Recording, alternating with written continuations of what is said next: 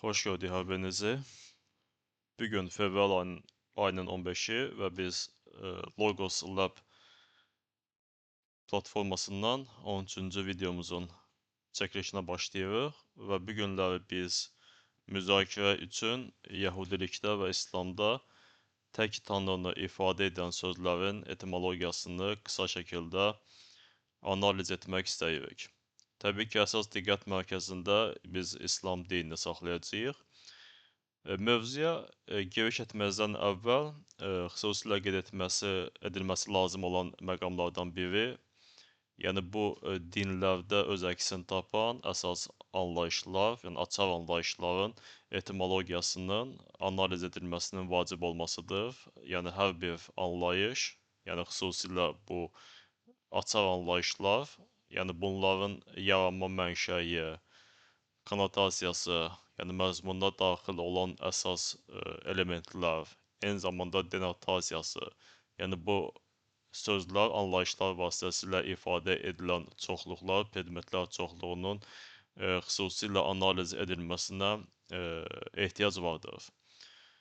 İslam fəlsəfəsində, yəni xüsusi olaraq yəqin ki, bu istiqamətdə aparılan tədqiqatlar, bunlar dil fəlsəfəsi və yaxud analitik fəlsəfə ilə İslam fəlsəfəsinin bir kəsişmə sahəsi ola bilər. Yəni ümumiləşdirsək, biz bunu analitik İslam fəlsəfəsi kimi də adlandıra bilərik. Yəni bu sahədə ciddi bir tədqiqatların aparılması, güman etmirəm ki, geniş bir tədqiqatlar aparılır, amma heç bir tədqiqat da aparılmır desək, çox böyük ehtimalla yanlışlığa yol vermiş olarıq. Amma vacib olan məqamdır, xüsusilə aktual bir sahədir, yəni bir din fəlsəfəsi var, var həm də analitik din fəlsəfəsi, yəni bu analitik fəlsəfə ilə din fəlsəfəsinin bir kəsişmə sahəsidir. Və analitik din fəlsəfəsində biz müxtəlif dinləri, məsələn, analitik xristian fəlsəfəsi, analitik buddizm, yəni biz bu istiqamətdə araşdırmalar apara bilərik və burada da vacib, yəni olduqca maraqlı bir sahələrdən biri bu analitik İslamdır, analitik İslam fəlsəfəsidir. Beləliklə, yəni təbii ki, biz bu günləri nə analitik din fəlsəfəsindən danışmayacağıq, nə analitik İslama keçid almayacağıq, amma burada yəni tək tanrını ifadə edən sözlərin, yəni bu İslamda və Yəhudilikdə olan sözlərin etimologiyasına bir qısa nəzər salacağıq.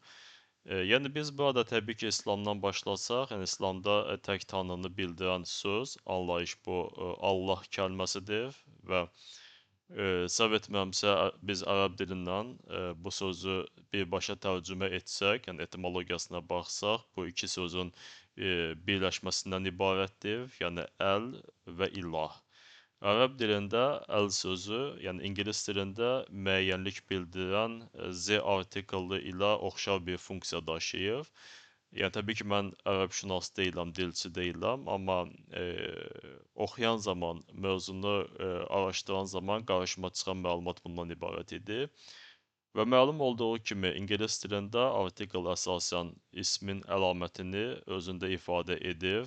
Yəni əgər isim, yəni ad ilə ifadə etdiyimiz hər hansı bir predmet və yaxud predmetlər çoxluğu artıq müəyyənləşdirilmişdirsə, biz bunu z artikelli ilə təyin edə bilirik. Yəni əgər artıq müəyyənləşdirilmiş olan kitablardan danışırıqsa, biz onu z book olaraq təyin edə bilərik və s. Əgər qeyri-müəyyən kitabdan bəhs eləsək, məsələn, yəni bu zaman biz qeyri-müəyyənlik artikelından istifadə edirik. Məsələn, e-book, yəni belə bir ingilis dilində fərqləndirmə mövcuddur. Və ilah sözü də, yəni bu ərəbcədən tərcümədə tanrı deməkdir. Yəni əl-ilah, yəni ikinci bir kəlməyə baxsaq, sözün tərkibində bu ilah birbaşa tərcümədə tanrı deməkdir. Yəni ingilis dilində God dediyimiz sözün qarşılığıdır. Və təbii ki, yəni hər bir, məsələn ingilis dilində olduğu kimi, məsələn biz kitab və kitablar deyə biliriksə, yəni Azərbaycan dilində, ingilis dilində bunu deyə biliriksə, Eyni zamanda ərəb dilində də tanrı, yəni bu tək də ola bilər, yəni tək tanrını ifadə edə bilər və tanrılar, yəni bu cəmdə olan tanrıları. Əgər belə demək mümkündürsə, bir predmetlər çoxluğunu ifadə edə bilər. Və ərəb dilində yenə də səhv etmirəmsə, tanrılar sözünü ifadə etmək üçün, yəni cəmdə tanrıları cəmdə, tanrını cəmdə ifadə etmək üçün əlilah, yəni belə bir əlihah, belə bir sözdən istifadə edilmişdir. Deməli, ilah həm təkdə ifadə edilən bir variantı vardır, bir lingvistik vahidi vardır, həm də ilahın cəmdə ifadə edilməsi üçün bir qarşılığı, böyle lingvistik vahid ərəb dilində mövcud olmuşdur. Yəni İslam dininə qədər ki, inkişaf mərhələsində təbii ki, biz diqqət mərkəzində saxlayırıq. Və bu təbii ki, həmin dövrdə, yəni İslama qədərki inkişaf mərhələsində ərəb təfəkkürü, yəni etnosun təfəkküründə xüsusilə vacib bir əhəmiyyət kəsb etməli idi. Çünki məlum olduğu kimi İslama qədərki ərəb cəmiyyətində bir deyil, bir neçə tanrıya inanırdılar. Və burada da deməli tək hər hansı bir tanrını təkdə ifadə etməkdən başqa, həm də cəmdə olan tanrıları da ifadə etmək üçün bir sözə ehtiyac təbii ki yaranmış olmalı idi və həmin sözdə qeyd etdiyimiz kimi təkdə bu ilahdır, cəmdə bu Allihah, yəni təqribən belə bir, əgər düz tələffüz edirəmsə, belə bir söz vasitəsilə ifadə edilirdi. Və maraqlı bir məqam isə ondan ibarətdir ki, yəni biz bunu İslamda rast gələ bilmirik, biz buna İslamda rast gələ bilmirik, amma İslama qədərki ərəb deyək ki, düşüncəsində, yəni Tanrının hətta cinsə görə belə bölgüsünü ifadə etmək mümkün idi. Yəni ilah bu maskulin, yəni kişi xarakteristikasını özündə daşıyan bir söz idi. Yəni ingilis dilində God dediyimiz, yəni bu maskulin tipdə qəbul edilən, yəni kişi cinsinə aid edilən bir tanrı kəlməsidir və bunun bir feminin qarşılığı da var. Məsələn, ingilis dilində bu goddess, yəni belə bir sözlə ifadə edilir. Və İslama qədərki ərəb təfəkküründə bu ilaha, yəni belə bir sözlə ifadə edilirdi. Və bu günlərdə bizim işlətdiyimiz ilahə sözü, yəni ad kimi istifadə edə bilərik. Yəni bu geniş yayılmış adlardan biridir. Əslində öz kökünü məhz İslama qədərki ərəb etnosundan götürür. Yəni ilahə nə deməkdir? Bu tanrını bildirir. Amma qadın cinsinə, feminin kateqoriyaya daxil olan tanrını ifadə etmək üçün istifadə edilən sözdür. Yəni biz bunu indi Azərbaycan dilinin ahənginə uyğunlaşdıraraq ilahə, yəni belə bir söz ilə ifadə edirik və ad kimi istifadə edilir. Eynilə dilimizdə istifadə edilən ilahi kəlməsinin də, yəni başlanğıcı qeyd etdiyimiz tarixi dövrdə meydana gəlmiş, istifadə edilmiş sözlər ilə bağlıdır. Yəni ilahə, ilahi, yəni bu sözlərin kökü İslama qədərki ərəb cəmiyyətindən gələcək bir sözlərdir. Belə bir varislik əlaqəsini izləmək mümkündür. Oldu, keçək deməli növbəti hissəyə keçsək, Əl-İlah deməli başqa sözlə Allah deyəndə İslama qədərki ərəblər çoxlu tanrılar arasından konkret bir tanrını nəzərdə tuturdular. Yəni beləliklə Allah, Əl-İlah sözü İslama qədərki ərəb inanc sistemində sadəcə titul, anlamı daşıyırdı və özündən sonra çox tanrılı inanc sistemində konkret tanrının adının işlədilməsini tələb eləyirdi. Yəni bu analitik din fəlsəfəsində xüsusilə vacib bir məqamlardan biridir. Yəni tanrı sözü həm ad kimi istifadə edilə bilər, həm titul kimi istifadə edilə bilər. Yəni bu bunun haqqında, yəni xüsusi olaraq növbəti podkastların birində müzakirə aparmağı düşünürük. Amma qısaca qeyd etsək, məsələn, ad funksiyası nədir? Yəni biz deyək ki, insanlara qoyduğumuz adlar yoxdur. Məsələn, mənim adım Elmardır. Məsələn, fərz edək, Amerikan prezidentinin adı Donald Trumpdır. Yəni bu ad funksiyasını daşıyır. Yəni bu tanrı sözü bir kontekstdə məhz həmin ad funksiyasını daşıyır. Yəni bunun üçün biz nə etməliyik? Bunun üçün biz həmin Tanrı ilə bağlı olan, məsələn, müqəddəs mətnlərə müraciət edə bilərik. Məsələn, Bibliyada, İncildə Tanrı, yəni bu ad altında ifadə edilən bir təbii varlığa aid edilən məlumatları, dataları araşdıra bilərik, tapa bilərik. Əgər biz İslam dininə müraciət etsək, təbii Qurana müraciət etməliyik ilk növbədə. Yəni həmin müqəddəs tekstdə, mətnlərdə biz Tanrıya aid edilən, yəni bu ad ilə ifadə edilən fövqəladə təbii varlıq haqqında dataları, informasiyaları araşdıra bilərik, əldə edə bilərik. İkinci kontekstdə, yəni bu Tanrı bu titulu bildirir. Məsələn, fərz edək ki, prezident Donald Trump. Yəni burada prezident, yəni bu Donald Trump'ın titulunu ifadə edir. Yəni ingiliscədə title dediyimiz bir hissədir. Və bu titul, title, yəni artıq özündə ifadə etdiyi data informasiyanı araşdırmaq üçün hər hansı bir müqəddəs tekstlərə, mətnlərə, dinlərə müraciət etməyə ehtiyac yoxdur. Yəni biz hətta bu mətnlərə müraciət etməsək belə Tanrı deyəndə hər hansı bir konotasiya, yəni məzmuna malik olan bir anlayış və bu anlayışla ifadə edilən fövqəltəbii varlığı ifadə etmiş oluruq. Məsələn, Tanrı hər şey biləndir, Tanrı hamı üçün xeyirxahdır, yəni bağışlayandır, Tanrı hər şeyə qadirdir və s. Yəni bu xarakterik xüsusiyyətlər, yəni əgər biz Tanrını bir titul kimi götürsək, bir title kimi götürsək, onda biz həmin atributların hamısını Tanrıya şamil etmiş oluruq. Hətta müqəddəs tekstlərə belə, yəni bu kontekstdə müraciət etməyə ehtiyac yoxdur.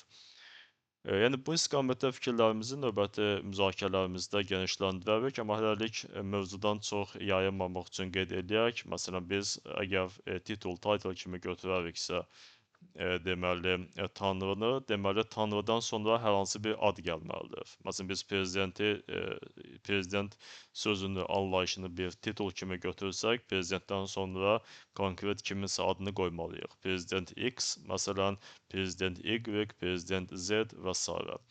Yəni bu istiqamətdə biz qeyd etsək, məsələn, hər hansı bir, əgər biz Tanrını titul kimi qəbul etsək, deməli, hər hansı bir Tanrıdan sonra hər hansı bir adın qoyulması vacibdir. Məsələn, hər hansı Tanrı X, burada X konkret hansısa Tanrının adını simvolizə edir. Məsələn, ərəb dilində bu belə ifadə ediləcək, İllah X. Əgər bu maskulin bir tipə aiddirsə, əgər feminin kimi işlənsə, İlahə X, yəni belə bir deyək ki, ad kimi işlənilirdi.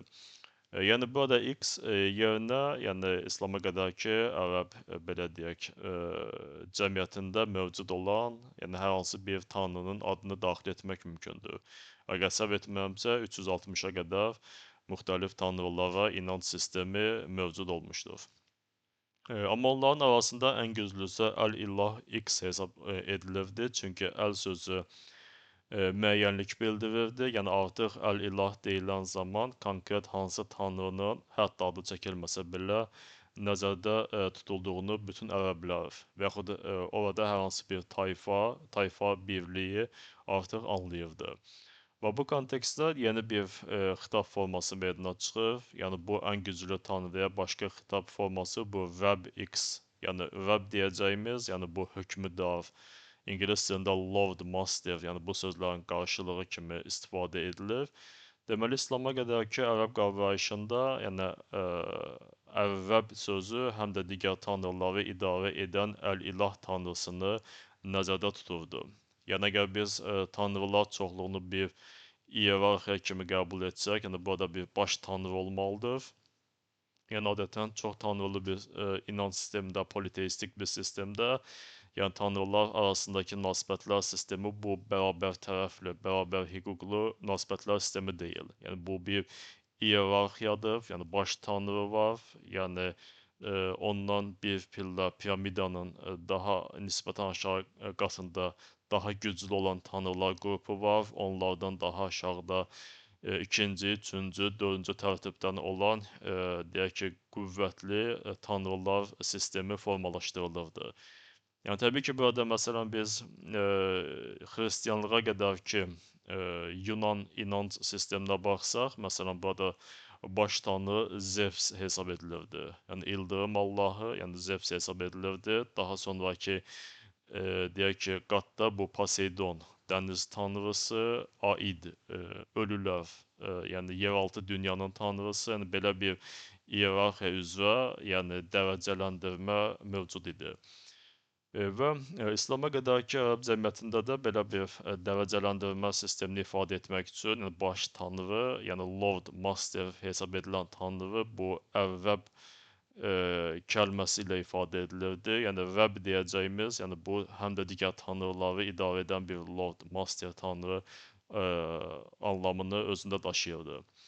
Və Əl-İlah, yəni Rəbb tərəfindən idarə edilən digər tanrılar, Rəbb Əd-Dar, yəni mütləq hər şeyin deyil, konkret nəyinsə, hansısa fəaliyyət sahəsinin idarəçisi olan və özündən güclü Əl-İlah tanrısına, yəni baş tanrıya tabe olan nisbətən kiçik tanrılar adlandırılırdı. Və bu gün bizim Allaha nəzərən, Tanrıya nəzərən istifadə etdiyimiz Rəbb sözü də tarix etibarilə, etimoloji baxımdan oradan gəlmədir. Yəni əslində Allahın digər tanrılar üzərində hakimiyyətə malik olması, yəni baş tanrının digər tanrıları, tanrıçaları idarə etməsi üçün istifadə edilən bir titul. Yəni bir Lord Master titulunu özündə ifadə edir. Yəni bir anlamı da bundan ibarətdir. Və burada maraqlı bir sahə nüans var. Yəni bəzi tədqiqatçıların fikrincə ərəblər üçün belə Əl-İllah və ya Rəbb, yəni Məhəmməd peyğəmbərin mənsub olduğu Qureyş qəbiləsinin İslamdan öncə əsas inanc obyekti olan ay tanrısı, yəni Hubal tanrı, yəni bununla bağlıdır. Məsələn, İslama qədərki ərəb toplumunda, yəni tayfa birliyində Əl-İlah və yaxud da Rəbb deyəndə, yəni bu ay tanrısı başa düşülürdü və ay tanrısı da Qureyş qəbiləsinin əsas inandığı inanc sistemi olduğu, inanc sistemi ilə bağlı olduğu bir ilahdır, bir tanrıdır. Hətta bəzi Orta Asiya tarixçiləri Peyğəmbərin babası Əbdülmütallibin öz 10 oğlundan birini püşkə əsasən Peyğəmbərin atası Abdullahı Əl-İlah Hubal üçün qurban vermək istədiyini yazmışdır.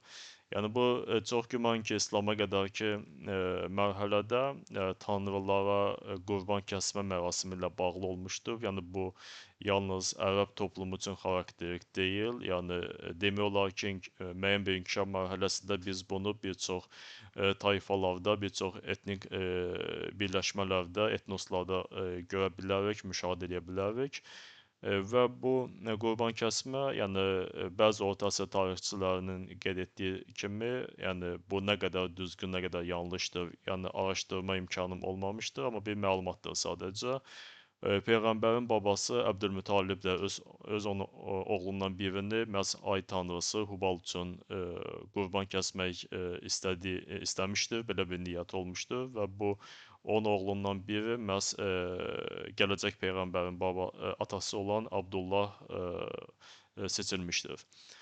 Yəni bu da bir məlumatdır, amma sonralar Mərkəzi Ərəb dövləti və tək tanrılıq sistemi bərqərar olduqdan sonra əski Qureyş inancı olan ay tanrının simvolu olan ay, yəni obrazı İslamın bayrağına və təqviminə keçmişdir. Yəni əgər biz neytral bir mənbədən dinə yanaşmağa başlasaq, bir analitik şəkildə onu analiz etməyə başlasaq, təbii burada hər bir obrazın da xüsusi bir mənasını axtarmalı oluruq. Məsələn, İslam bayrağında niyə mərkəzi obraz, yəni bu simvol olaraq ay simvolu götürülmüşdür? Niyə ay təqvimindən istifadə edilir? Yəni bunların da bir tarixi baxımından və yaxud təfəkkür, varislik prinsipi baxımından hər hansı bir izahı mövcud olmalıdır. Və izahlardan biri də yəni qeyd etdiyimiz kimi bu İslama qədərki inkişaf mərhələsində, yəni gələcək peyğəmbərin mənsub olduğu Qureyş tayfasının inanc sistemi olan ay tanrısı Hubalın adı ilə bağlıdır. Yəni belə bir yanaşma da intellektual tarixdə mövcuddur. Və biz davam etsək, yəni biz Məhəmməd peyğəmbərin atasının adı ilə bağlı maraqlı bir yanaşmalar var. Yəni Abdullah bu ərəb dilində iki sözün birləşməsindən ibarətdir. Əbd və Allah, yəni hərfi tərcümada Allahın qulu və ya Allahın xidmətçisi deməkdir. Yəni bu deməkdir ki, Allah, Əl-İlah adı hər hansı bir fövqəltəbii qüvvəyə, yəni tək tanrıya inanc sistemi olaraq, yəni bu İslamdan daha əvvəldən mövcud olmuşdur. Yəni burada biz tək tanrı deyəndə daha çox bir baş tanrı, bir lord, master kimi təbii ki, diqqət mərkəzinə gətirə bilərik. Amma əslində Allahın qulu, yəni anlayışı tarix etibarilə daha əvvələ bu Bibliyaya gedib çıxır və Yəhudi dilində səhv etmirəmsə Abdiel kimi də xatırlanır. Və bu səbəbdən Abdullah adı İslama qədərki ərəb dünyasında yaşayan yəhudilər arasında çox geniş yayılmışdır. Məsələn, tarixdən məlum olduğu kimi İslamdan öncə Mədinədə, yəni yeri gəlmişkən Mədinə Peyğəmbərin babasının, anasının şəhəridir. Yəni burada iki yəhudi Rabbini, yəni dini xadimi, Tövratı öyrədən din xadimi yaşayırdı. Və tarixdən bunların adları da məlumdur. Yəni bu Abdullah ibn Salam və Abdullah ibn Şuriyə. Yəni Abdullah adı ilə adlandırılır, amma Yəhudidirlər əslində. Və yeri gəlmişkən onlardan birincisi, yəni Abdullah ibn Salam sonradan İslama keçmişdir və Peyğəmbərə yaxın insanlardan biri kimi tarixdə qalmışdır. Və bu kontekstdə ortodoksal İslamın formalaşmasına və Quranın yazılmasına dolayı şəkildə təsir göstərən ideya və informasiya mənbələrindən biri kimi qədim Yəhudi dini mətnlərinin və müqəddəs yazılarının çıxış edə bilmə ehtimalı yaranmış olur. Yəni biz əgər Quran, İslamı bir ilahi mənşəli qəbul etməsək, bir analitik fəlsəfə kontekstində bir neytral mənbə üzərindən araşdırmağa başlasaq, yəni əsas maraq kəsb edən məqamlardan biri də məhz onun nə dərəcədə Yəhudi tekstləri, yəni dini mətnləri ilə bağlı ola bilməsidir. Yəni bir varislik əlaqəsinin izlənməsidir və burada da bir körpü yarada biləcək fiqurlardan biri məhz Tövratı öyrədən din xadimi Abdullah ibn Salamın daha sonra, yəni İslam tarixində də özünə yer almasıdır. Yəni belə bir varislik əlaqəsini qurmaq üçün bir körpünün yarana bilmə ehtimalını irəli sürmək mümkündür. Və tarixi kontekstdə tək tanrılığın yaranması, yəni bu mərkəzi dövlətin yaranmasının da məntiqi nəticəsi olaraq izah oluna bilər. Yəni bir tarixi kontekstdə baxsaq, yəni mərkəzi dövlətin yaranması prosesinin gedişatında tədricən daha zəif tayfalar, qəbilələr, daha güclü olanların ətrafında birləşməyə başlayır və inanc sistemi baxımından özünün sitayiş etdiyi tanrısı olan hər bir qəbilə daha güclü qəbilənin siyasi hakimiyyətini qəbul etməklə yanaşı, onun inandığı tanrının da bütöv inanc sistemindəki hökmranlığını qəbul etmiş olur. Yəni yuxarıda qeyd etdiyimiz kimi Rəbb, Lord anlamı buradan yaranır. Yəni Rəbb kimi qəbul edilən hər hansı bir X tanrıya, məsələn Hubal, sitayiş edən qəbilə və ya tayfa, yəni bu Qureyş tayfası həmin etnik qrup içərisində, məsələn ərəblər arasında daha da gücləndikcə və mərkəzi hakimiyyətin özəyini təşkil etdikcə, yəni onun inanc sisteminin əsasında dayanan Hubal, yəni ay tanrısı, ona tabi olan digər tayfa və qəbilələr tərəfindən də əsas inanc obyekti olaraq seçilmiş olacaq. Yəni bu bir siyasi kontekstdə, yəni dövlətin yaranması və yaxud siyasi hakimiyyətin bir nöqtədə mərkəzləşməsi kimi də izah oluna bilər. Yəni sadəcə artıq mərkəzi dövlət və hakimiyyət yarandıqdan sonra bu qədər mürəkkəb və iyerarxiyalı çoxtanrılı inanc sisteminə ehtiyac qalmır. Çünki tarixən fərqli inanc sistemi hər zaman mərkəzdən qopma, ayrılma riski və siyasi mübarizədə ideoloji mərkəz rolunu oynayıb və bu məqsədlə əvvəlcə sadəcə titul funksiyasını daşıyan Əl-İlah və Rəbb kəlmələrini qoruyub saxlamaq, daha sonra isə onların nəzərdə tutduğu konkret tanrının adını düşüncələrdən tədricən silməyə başlayaraq praktik cəhətdən daha effektiv bir siyasi idarə etmə sisteminin qurulması mümkündür. Və oxşar proseslər daha öncə məsələn biz yəhudilər arasında da müşahidə edə bilərik. Yəni tək tanrılıqdan öncəki yəhudilərdə də tanrı sözünün qarşılığı, yəni səhv etmirəmsə bu el və yaxud İloh kəlməsi ilə ifadə edilmişdir və bunu da biz title kimi nəzərdən keçirsək, məsələn, LX, yəni burada X konkret hansısa bir Yəhudi tanrısı, yəni tək tanrılığa qədərki inkişaf mərhələsində hər hansı bir Yəhudi tanrısının adını simvolizə edə bilərdi. Ərəblərdə olduğu kimi qədim Yəhudi dilində də tanrıları cəmdə ifadə edən bir kəlmə var idi və bu kəlmə Elohim adlanırdı. Məsələn, ilaha, yəni bu ərəblərdə çox tanrılığı ifadə edirdi, Elohim isə yəhudilərdə çox tanrıları ifadə edirdi. Və ilkin anlamda, yəni Elloh, el deyəndə, yəni bu əsas yerli tanrı olan Lovd, yəni master tanrı olan Yahveh nəzərdə tutulurdu və məşhur Salomon məbədi də məhz Salomon tərəfindən Yahvehin şərəfinə tikilmişdir. Amma Yahveh, yəni erkən mərhələdə ehtimal ki, yalnız bir tayfanın, bir qrupun sitayiş etdiyi bir tanrı idi. Yəni çox tanrıların içərisindən ən güclü tanrı idi və Salomon məbədi də məhz bu Yahvehin şərəfinə tikilmişdir. Sadəcə olaraq sonralar özgə tanrıların varlığı inkar edilmişdir və Yahveh bütün kainatın qurucusu, bütün dünyanın tək tanrısı hesab edilmişdir və Yahveh ilə Elohim arasında bir eyniləşdirmə, identifikasiya aparılmışdır. Yəni belə, bu günə müzakirə etmək istədiklərim bu qədər. Yəni bu analitik din kontekstində hər hansı bir dinə, yəni İslama və yaxud Yəhudiliyə yanaşma kimi xarakterizə oluna bilər, amma təbii ki, mövzu çox dərindir, müxtəlif aspektlərdən interpretasiya oluna bilər. Yəni bu günləri bizim müzakirə etdiyimiz sadəcə bir və yaxud bir neçə yanaşmanı özündə ehtiva edir və heç bir halda mütləq həqiqətə iddia etmir. Sadəcə müzakirə üçün, yəni bir alternativ düşünmək üçün hər hansı bir material və yaxud hər hansı bir fikir qığılcımı funksiyasını daşımaq kimi şərh oluna bilər, interpretasiya oluna bilər. Diqqətinizə görə minnətdaram. Suallarınız olarsa ünvanlaya bilərsiniz. Hələlik.